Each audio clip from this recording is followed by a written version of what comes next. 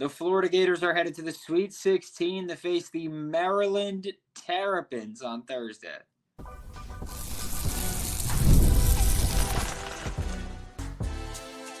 You are Locked On Gators, your daily podcast on the Florida Gators. Part of the Locked On Podcast Network, your team every day.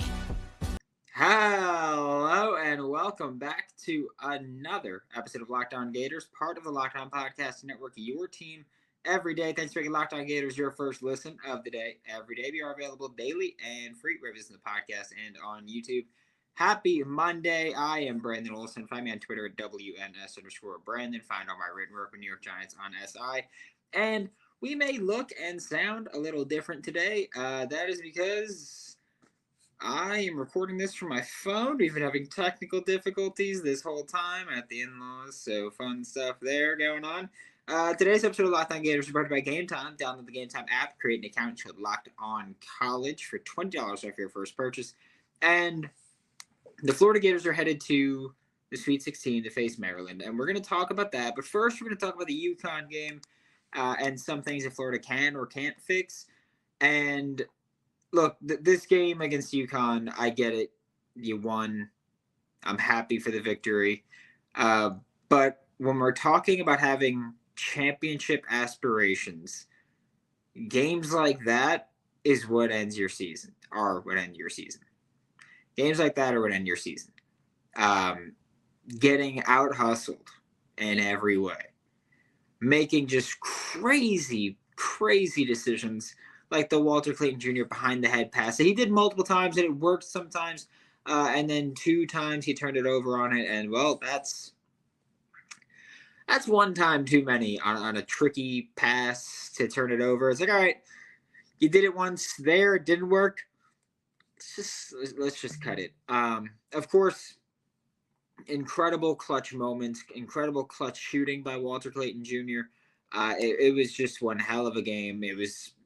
Took years off my life. We talked about this yesterday in the live show. I was like, it took years off my life. Like that game was incredible. UConn played a fantastic game, and I think there's a couple misconceptions here when we talk about UConn. Florida was a much better team than UConn, right? UConn is still a good team. Florida's a much better team than UConn. Also, this is not the same UConn from last year. I understand they're back-to-back champs, but not really. This is a different team. They're different players. This is not the same UConn. This is an 8-seed UConn. This is not last year when everybody knew, hey, UConn's probably the best team in the country. This year, UConn was an 8-seed. UConn was unranked going into the tournament. That's what we're talking about. And that team just took you to the wire. I mean, yes, you only won by 2 points, but really, I'll be fair and I'll say, hey, you really won by 5, sure. Sorry if you had Florida minus 2.5. That was a bad beat. But yeah, Florida just that was a rough game, right? Offense looked lethargic for most of the game, really. And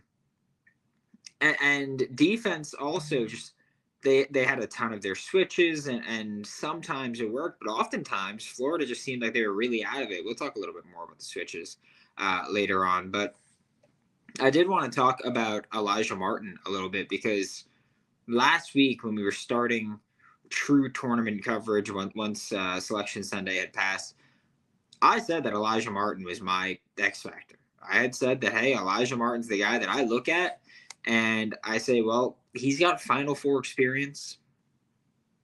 The best perimeter defender on the team, arguably the best just defender on the team. Provides a pretty consistent scoring output and makes some game-changing plays, right? Transitional plays. So he was my X factor, and boy, was he. I mean, you lose that game if he doesn't play as lights out as he did in the first half. Second half slowed down, but that's also because guess what? The rest of the team actually showed up in the second half after that. So when I look at Florida against UConn, I look at a team that Florida was outplayed. Florida was out hustled. Florida was out everything except outshot. Which, again, gets you the result that you want in the sense that you win the game. So it gets you what you want to get to. It gets you where you want to go. It gets you all of that. However, I am a process-oriented person. Todd Golden is also a process-oriented person, and I would imagine that he's not going to be super thrilled with the performance for a lot of the game.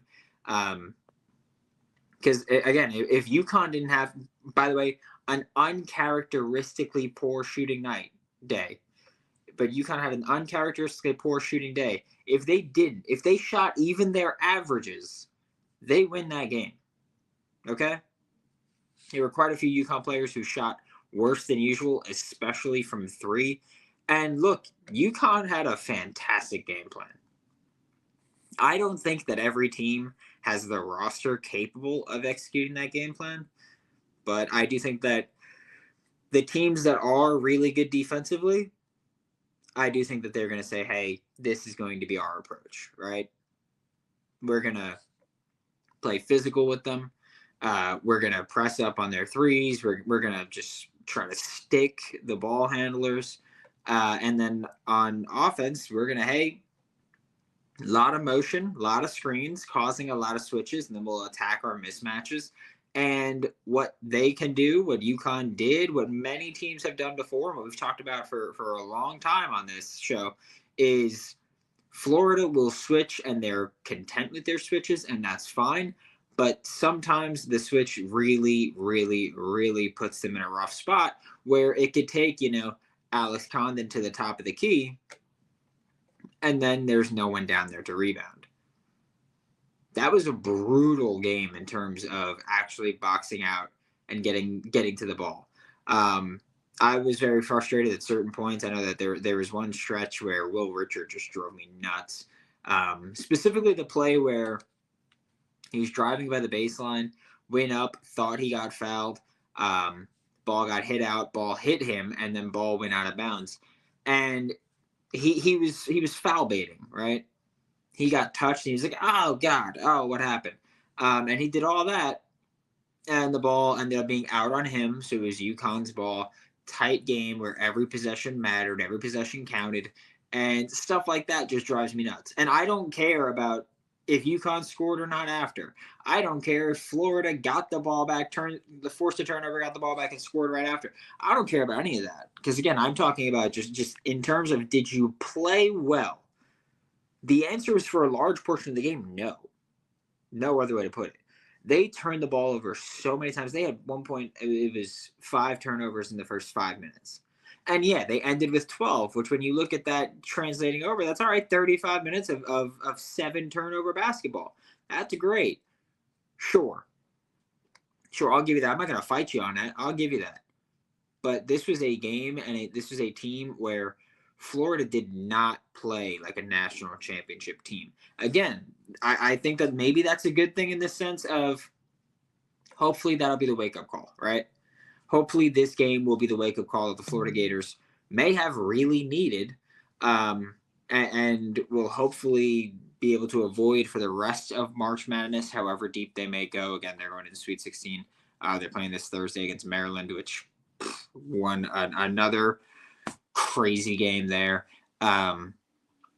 But this is a game where Florida has to show up, and Maryland is the team that's capable of getting physical with you and battling you that way. I said yesterday, Colorado State was the team where I look at it and I say, well, I think Maryland's the better team. And I think that Florida is a better mismatch for Colorado than they are for Maryland. Or for Colorado State than they are for Maryland. So I was hoping to see that. But that's not what we got. We are going to talk about some things the Florida Gators may hopefully be able to fix before March Madness, and before Sweet 16, and one thing that they're really not going to be able to fix in time. Daylight savings snuck up on us again, and if you're in your last hour of sleep, or if you're feeling the lost hour of sleep, or if you're feeling the lost hours of sleep during March Madness, because it's been crazy. The games have been going late. They've been intense, and I don't know who can watch buzzer beaters and then go to bed. That's nuts to me. 5 Hour Energy has your back. The extra sunshine means you have more time for fun, more March Madness games. Just saying, I don't know why there was like one game during the day. It was very weird. But you can head to 5hourenergy.com to find over 15 flavors to choose from, including watermelon, blue raspberry, and peach mango. You can even build your own 12-pack or 24-pack delivered right to your door. If you need one now, go grab a 5-Hour Energy shot at your local grocery store, convenience store, gas station, wherever you may need. They're everywhere. Stock up today and stay energized. Thanks for making Locked On Gators your first listen of the day every day. We are available daily and free, wherever it's in the podcast and on YouTube. And we are going to talk about some things the Florida Gators can and can't fix, right? For me, I think one of the biggest things that I have complained about, I was going to say I've complained about all season, and then I realized, well, I've complained about it for all three of Todd Golden's seasons because it's been an issue for all three of Todd Golden's seasons, and I'm not blaming him for that specifically. It's just an observation that I've made in that time. I don't think that he's obviously not doing this on purpose, but free throw shooting has just been tremendously difficult to come across in Gainesville, or for the Florida Gators, because everywhere they go, they struggle shooting free throws. But it's been a thing that has been a struggle, and I very much regret to inform you that that's not going to change, right? It's especially not going to change when you play again in 4 days, or now 3 days, but 4 days from the last time you played. It's especially not going to change in that short period of time, right? Alex Condon is not a good free throw shooter. Ruben Chinilu is not a good free throw shooter. They are the typical, hey, our big men can't shoot free throws. All the big men except Thomas Huck, and he's not really a big man in the NBA level. And so, which I say not to say he can't play power forward at the NBA level, but that, with small ball, things have changed, right? It's not so much big men. It's one big man and then four or two wings, two guards, I guess, is really just how they go about it now. Anywho, but Ruben Chinilu, Alex Condon, and Micah Henlockton, not good free throw shooters, and they're the guys that get to the line a lot. And so while Florida is not going to be able to improve their free throw shooting all of a sudden, that's, again, like I said, that's silly to think that that's even a possibility.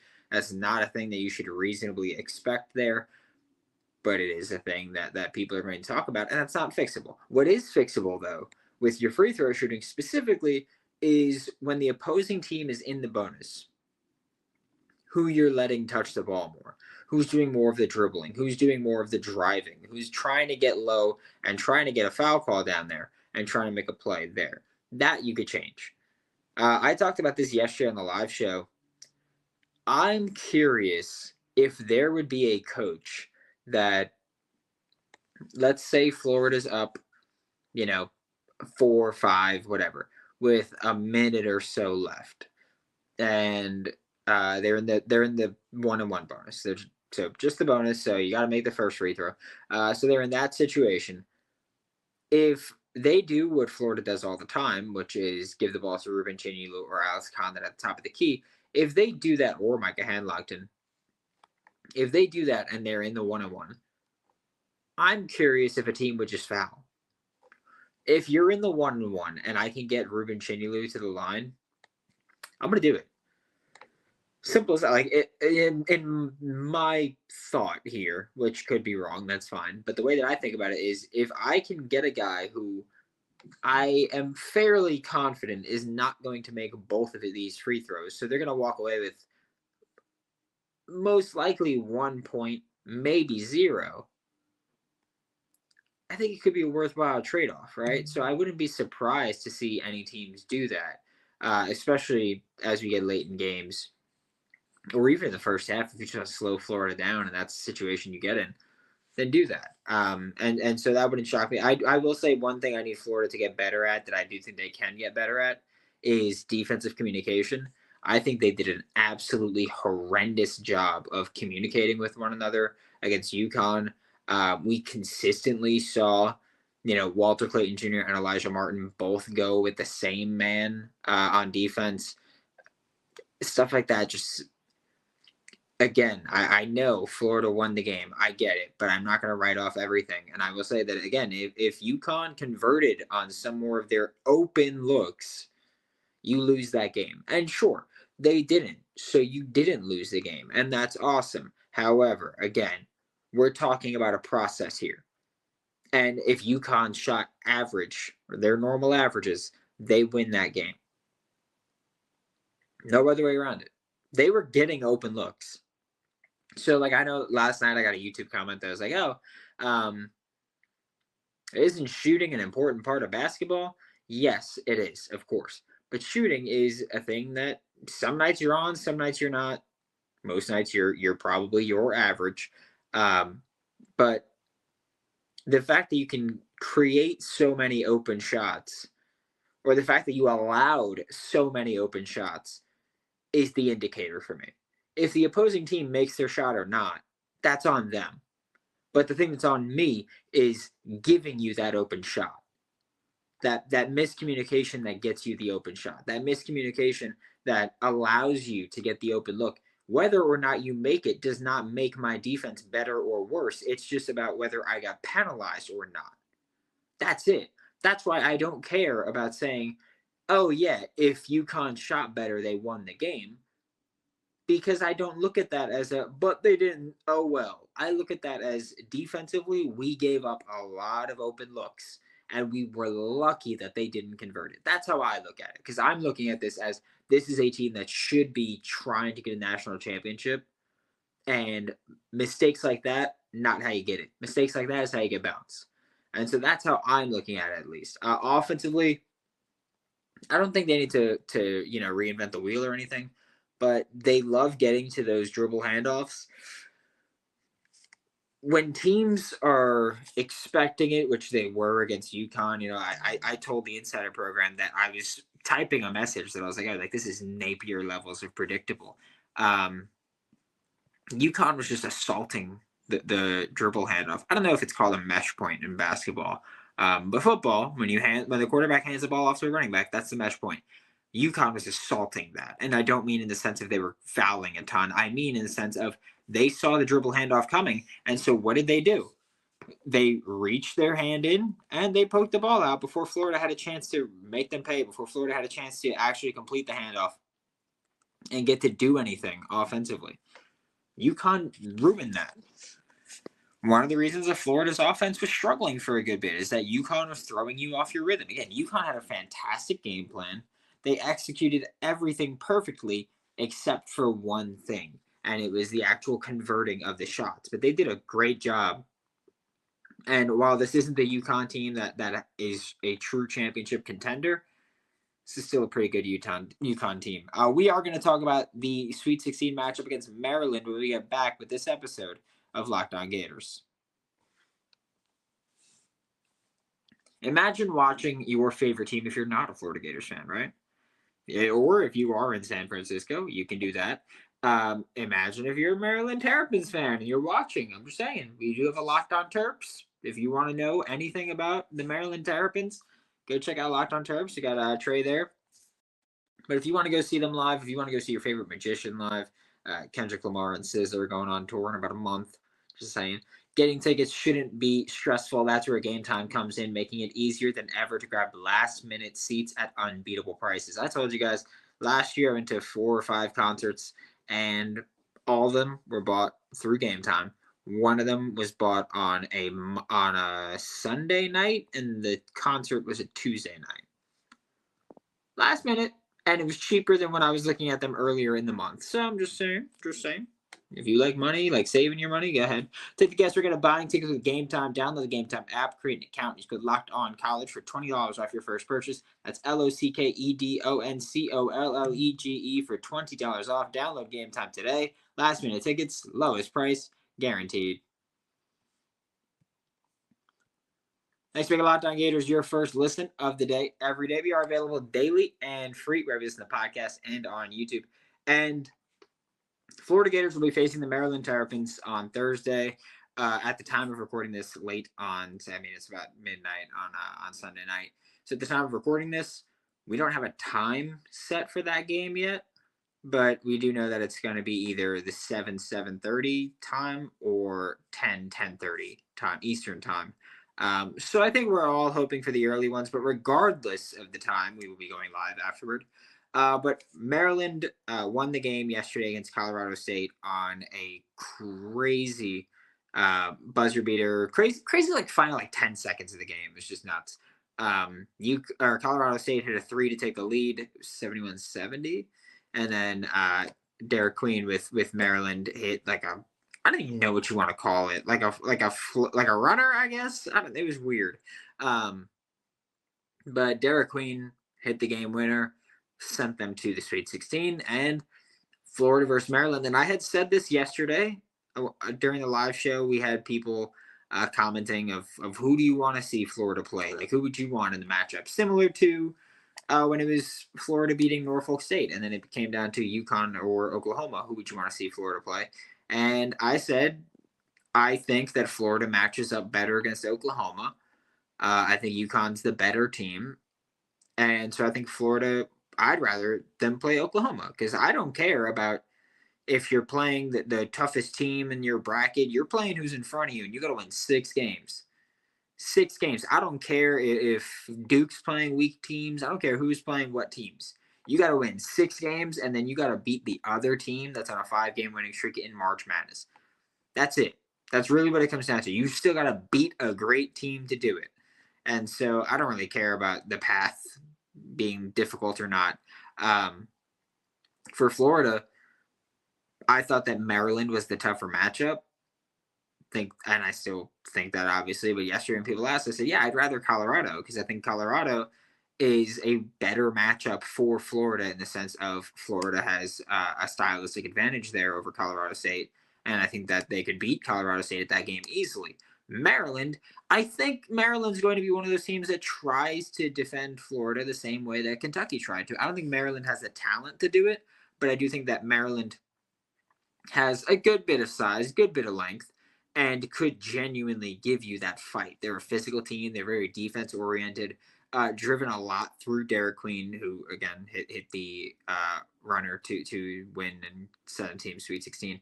But Maryland plays defensive-oriented basketball, right? They're going to protect the ball. They do not turn the ball over frequently. They don't. And they force turnovers. Like, they protect the ball well. They're one of the least turnover-prone teams. Let's see. The 19th lowest turnover percentage in the country.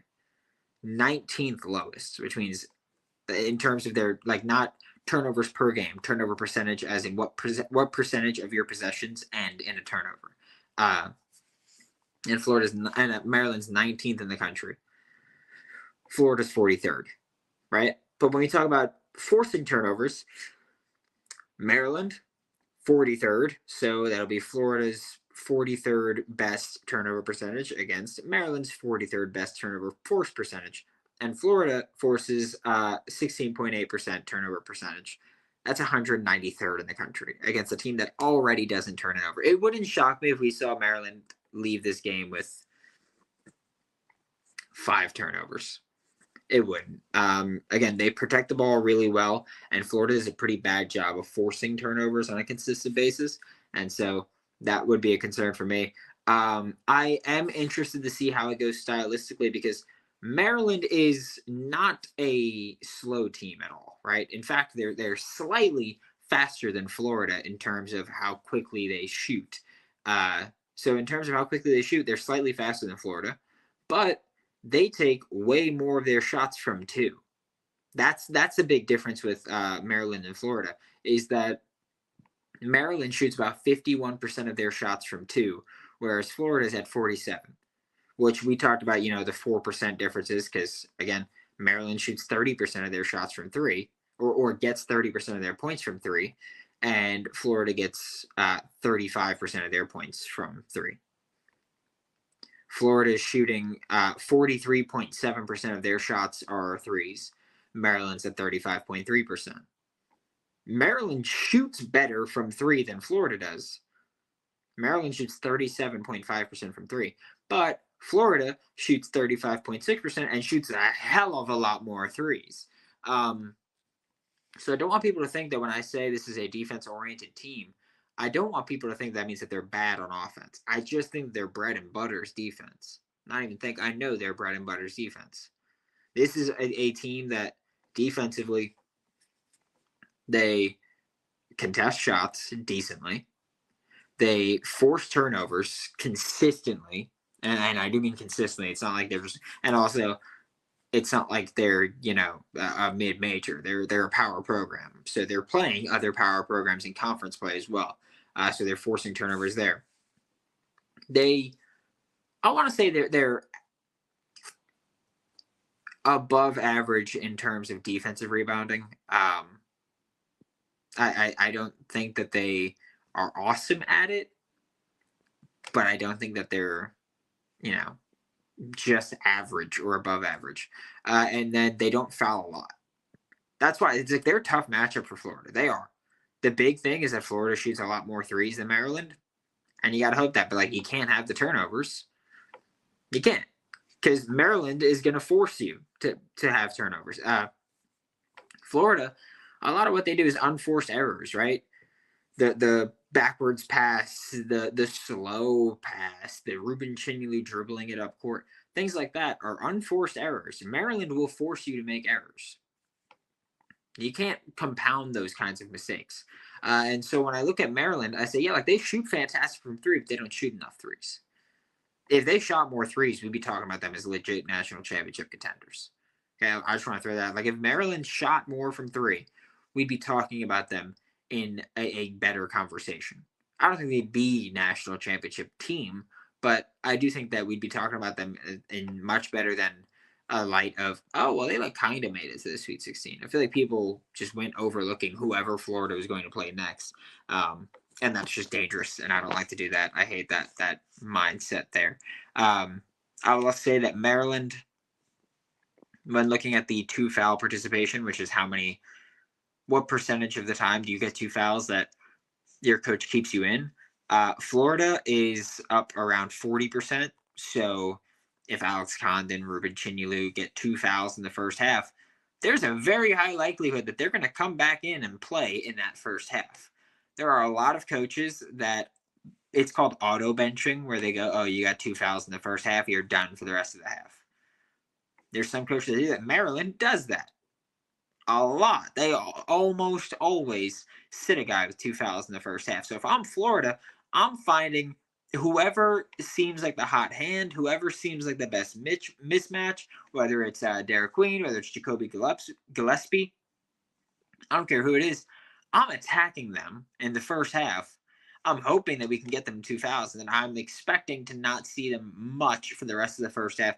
I do think if it's a star player, then that's a different conversation. But I still think that it would be a principle that they would stick with of, hey, we're not going to play you that much right now. I do think that Maryland, they're kind of fine going ISO ball a bit, which could be a dribble heavy game. We'll say that. Could be a dribble heavy game. Should be a high scoring game. Should be a lot of threes. But Maryland, again, a team that's going to try to drag you down a bit. Maryland does not allow a lot of open threes. They don't allow a ton of 3-point attempts anyway. So what I look at what Florida has to do, I'm like, all right, well, you've got to dribble, drive, force them to focus on the paint a bit, get your open threes, or just try to set screens and get those open threes right away, which we'll probably see at least a bit of. But Florida, hell of a matchup against Maryland. Like I'm not going to overlook a single team in this tournament. I would behoove you to not overlook a single team in this tournament. But the Florida Gators should still win this game. Opened as 5.5-point favorites. I think that's pretty fair. I do think that, again, Florida, best team in the country. I'm not shying away from that. They're a team that they've got some heartbreaker tendencies there, and we're going to hope they can avoid it. But for the most part, this is a team that we're looking at as national championship contenders and potential national championship favorites right now. I would imagine still Duke after what they did to Baylor. Would still imagine that. But thank you all so much for tuning in. This was Locked On Gators. I am Brandon Olsen. Hopefully, we will have something fixed with my technical difficulties with my microphone and everything. I'm hoping I just didn't break it. And my computer's been doing the blue screen. So we'll see what happens there. Thanks for making Locked On Gators. Thanks for making Locked On Gators your first listen of the day every day. We are available daily and free wherever you listen to the podcast and on YouTube. We'll be back tomorrow to talk more Florida Gators, maybe football, maybe basketball. For Locked On Gators, I'm Brandon Olsen. Don't forget to follow me on Twitter at WNS_Brandon. Find all my written work with New York Giants on SI, and I'll see you all next time.